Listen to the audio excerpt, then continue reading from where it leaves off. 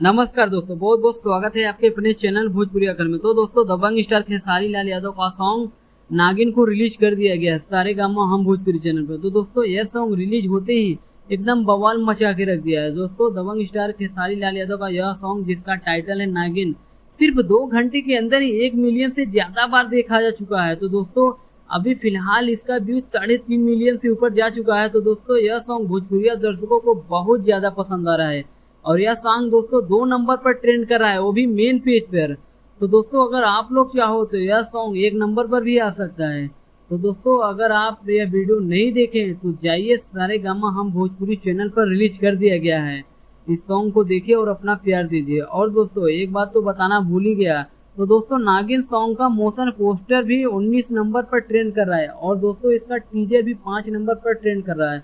तो दोस्तों, इसका तीनों ही ट्रेंडिंग में है।